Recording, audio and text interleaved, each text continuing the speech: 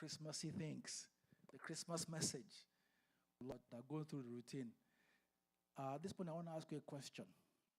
What do you see? Now, I say that I don't mean what you see with your plain sight, amen, but what do you perceive that your life is all about, amen?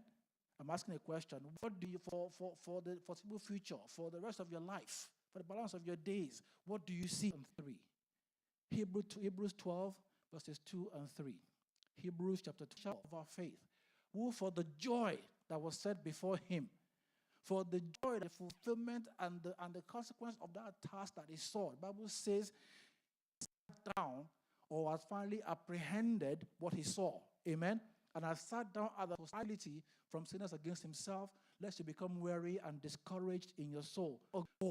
Because he had an objective. He had a benefit that he looked forward to. Amen. Through hell. Amen? I know we say figuratively, but literally he went through hell, saving you. Amen? What drives you in what you do? What you see matters. Amen? What you see matters. And I'll tell you what fix what you see. Amen? I want to tell you the consequence of what you see. For Jesus Christ, when you see matters, what you perceive matters. Because what you perceive can dictate it that you perceive about life, will dictate what you become. Amen? It will shape what you do. 14, we're going to read verses 1 through 7. 1 Samuel 14. And I'll set the story. Had exchanged their swords for plowshares. Amen. They have become like a son. Amen. Now, because of that, the king then called for a fast. And while they were fasting, here's what happens. Now it come, let us go over to the Philistines. The Philistines garrison that is on the other side. But he did not pomegranate tree, which is in Migron. The people who were with him were about 600 men. So they literally had no clue what to do next. They were fasting, hoping that something will come forth. But here's what the son did. In the son of Eli, the Lord's priest in Shiloh was wearing an ephod. That is some garment that they wear. So the people in court were waiting on God. As far as they knew, they were following the due protocol initiative and not out on his own. Watch this. Between the passes by which Jonathan sought to go, the name of one was Bozez and the name of the other was Senah. Next verse, please. Jeez, it just goes on. Gibeah. Then Jonathan said to the young man who bore his armor, listen to this, guys. Come, let us, the Lord will work for us. For nothing restrains the Lord from saving by men what God could do. Amen? That God did not work with numbers. Amen? Let's go ahead. So, verse 7. So his armor bearer said to him, do all that is in your heart. And for the sake of time, I will not read it. You follow this way to the end. Jonathan, the father and the army were sitting down and fasting. Not on his own, and called his armor bearer and realized that there's a God in heaven. I can go over to these people and do something. And God moved on his behalf. Amen? The father thought the right thing was to sit down and call a fast and go through the, because that's what people have always done. So we do it. If they ask you, why do you do it? Have you noticed that oftentimes the folk, have you noticed that in life? The people who often achieve or dare to dream, have you noticed that? No, think of anything that has been created, and always ask the question, was it going with the flow? Or did it kick against what everybody was doing? I said, no, that what you do with your life is a matter of what you see. Amen? From childhood till we become adults. Amen? And God help us if what we've been hearing is falsehood. Oh, I'll skip and share a joke with you. There's a TV ad. There's a TV ad that they do. They do several ads, but there's this particular one that's so funny. Now, to the British folks, okay? To the English, it's rude. If they ask you to lunch, they ask you to come and eat, you must finish the food, okay? That's to the English. Now, to the Chinese, I say to them that they are being stingy with their food. So to the Chinese, English, if you don't finish the food, it's also rude. And then the Chinese folks who invited the guy to the meeting offer him this slice of meat, even though he's full, forces himself to finish the food. Bring more food. That this guy must not, because for them, he must not finish that food. There must be something he have to impact what you become. Amen. What you see can keep you in bondage. Matthew 6. Matthew 6, verse 22 and 23. I want you to read this with me, please. Matthew chapter 6, verses 22. Now, watch this. The lamp of the body is the eye. Okay? If therefore your eye is good, so if the entrance of light to your body is bad, now, in layman's terms, if it's bad, it then means your whole body is in you is darkness. How great is that darkness? So, does that make sense? That if you have the right perception, you'll be wrong with information, you will make bad or poor decisions, therefore you're in darkness. But it is wrong after all. Who can help you? Because you're going to make decisions. Does that make sense? So, what you see, what you've come to accept, bondage or set you free. I wonder how many folks are in bondage this morning. And the worst kind of bondage is the one that you don't even know you are in. Amen? And God says, my people are destroyed. My people, God, what I don't even know you are in to begin with. Amen? Let's move on. What you see, amen, what it is that you perceive can cause you to apprehend. In one experience earlier, we shared how one man named Jonathan, for us who can be against us, greater is it that is in you than it that is in the world. If you understand that to Israel, let's go to Numbers chapter 13, please. Numbers 13. 27, please. 27. Okay. Honey, and this is its fruit.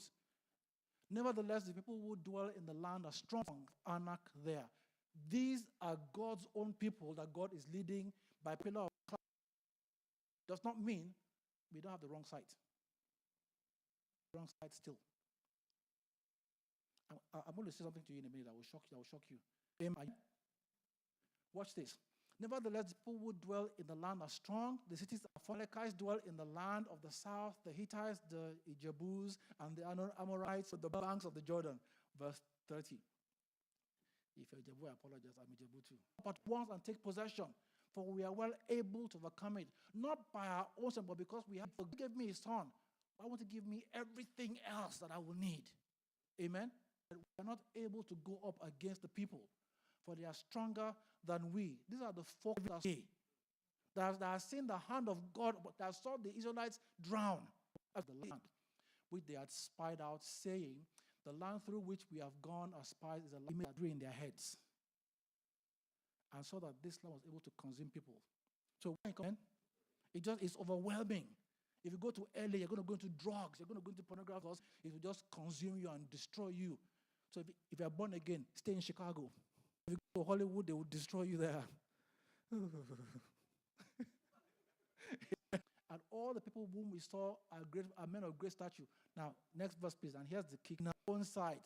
So we were in their sight. Just take whatever I'm saying at face value. I'm not offering an opinion about where are the children in this room. Okay, great. That kid doesn't. And how, because Santa Claus was white. Now, she's African-American. She knew the one outside that was publicly displayed, that was on commercials and everything, that is it black or white? And the dad said, yeah, wherever. But the truth is, this thing impacted her as a child growing up. For this child. Now, I'll be honest with you. I grew up in Africa, okay? Now, for me, as a child growing up, December, Christmas, non-stop food for days on end, and Christmas presents on 25th. More Christmas, New Year was just fun, jolly galore. Does that make sense? Christmas then now means for me celebrating the birth of our Lord and Savior Jesus. Not for 1 second in my life until this past week. Thought was once in my life about the color of Santa, or that it mattered in the backdrop of my life. It didn't make anything to me. But for some, them mattered and influenced how they thought. What you see matters. I almost thought it was stupid. I'll be honest with you. And I thought she's just being silly, that this is drama. That was making Santa a penguin instead of a guy.